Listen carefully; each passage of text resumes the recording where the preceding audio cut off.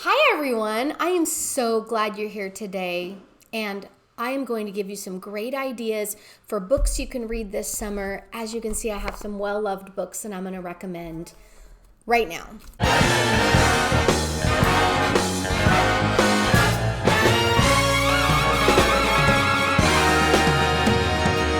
Hi, guys, and welcome to Mrs. Boyd Live. Today, I wanted to remind you to subscribe to the channel and click the bell so you can get notifications as when the videos are going to drop. I try to put videos out at least 4 days a week. I try to make one of those a Friday fun video that's either a craft project, a cooking project, or something just out of the box, something extraordinarily creative. And so please subscribe. I'd love you to come and be a part of our community, our learning community. So today I have been getting a lot of requests of good books for children, for youth, for high school level, and I'm going to give you some recommendations, but these are not just recommendations for youth readers. I encourage parents to read along with their children and be able to do discussions with their children. I read youth books regularly. That's really all I read. I don't really enjoy the content of some of the racy adult books, so I tend to go for a lot of historical fiction or alternate society books that are really geared towards youth or high school level. I have some really interesting recommendations for you, and some of them are older books that I've been reading for years to my class. Two of the recommendations I've already given you, so let's go over those right now. One is Wednesday Wars, and I have a book review with a recipe on this one, so make sure you click on that. And the second one that I've already done as a book review is Among the Hidden. So these two books, and I made a chicken and dumpling recipe with this book. Two very good books.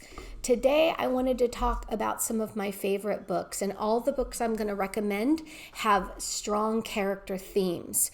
So people can really learn through the main characters of the book and supporting characters about what it means to be a person of honor and have integrity. And all these themes are really prevalent in the books I choose, as well as themes of tolerance, acceptance, friendship, love, endurance. The first book I want to recommend to you is The Giver by Lois Lowry.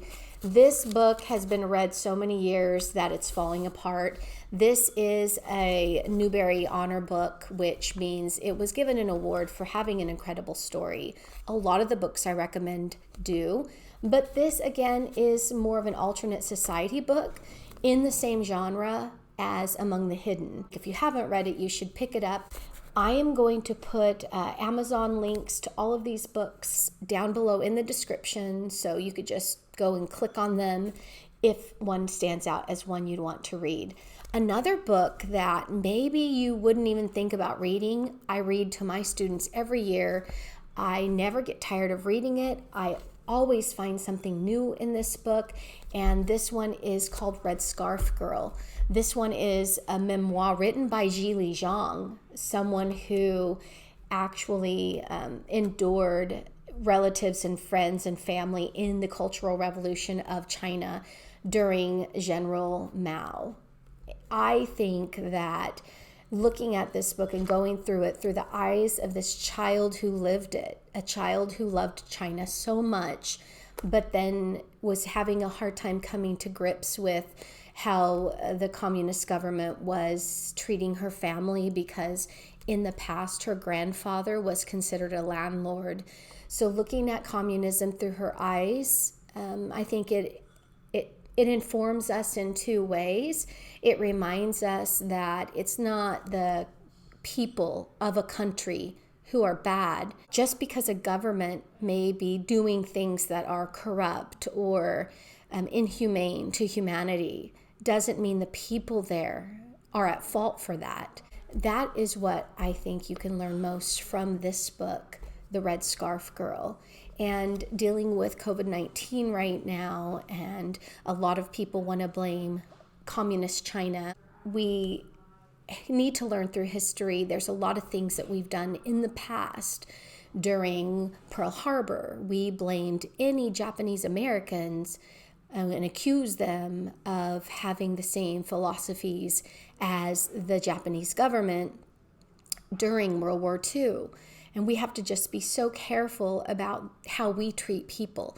We need to understand that if we're going to advocate for human rights, we need to have humanity for all people and not blame a person for the actions of a regime. This is a really good one, though. I'll have the link also down in the description. One of the other books, two of the books that I would recommend reading, you could read A Story a Night with your family around the dinner table, and I do this with my students. I read this one, Chicken Soup for the Soul. This is 101 stories, and this is the original. I read this with my class once a week. We do character development through this, but these stories are all true, and it's all thematic. So some are on friendship, some are on love, some are on perseverance, and it's teaching you these character traits within that genre of friendship and love, and within the theme of perseverance, overcoming obstacles. I like to get these stories and then we journal about them, but you could just have a discussion about these stories. And again, our students need to learn, if you're a teacher, if you're a parent, children and students need to learn empathy. They need to learn how to love. They need to learn how to care about others. And this is a great book to use as a tool to do that.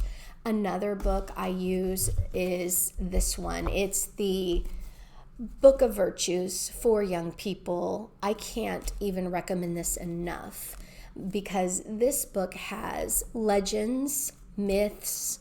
All of these stories are passed down through history. So there's Greek myths, African myths, legends, and these stories all also have a moral and a lesson that is to be learned from the reader. It's a great book also for opening up discussions and topics to talk about. And so I will recommend this book highly. Another book I want to recommend, I will show you up here because I left it in my classroom, but it is called Indian Captive. And it is the Mary Jemison story. It's a true story that's been rewritten.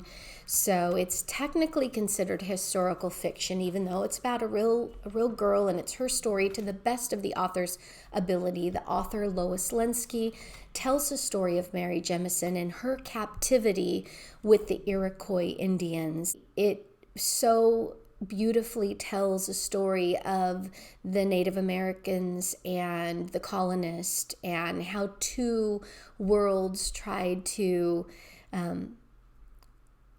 how this young girl tried to understand her place in the world when she was torn, because she learned to love the Indians and their lifestyle, their way of life, but she so longed to be back with her family. I love this story. I read it every year, and I just can't read it enough.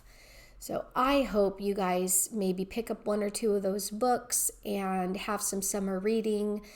I think one of the most important things that we can teach our children is about empathy, about tolerance, about caring for other people. That's how we end up finding our niche, our place in the world. That's how we understand it's important to give back to a community. And it's important to ultimately find out how we can make the world a better place. I'm so proud of everyone out there. I'm so proud of how you're continuing to learn something new every day.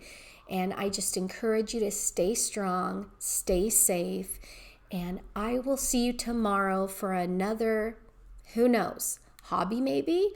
I was thinking about showing you Jensen's coin collection.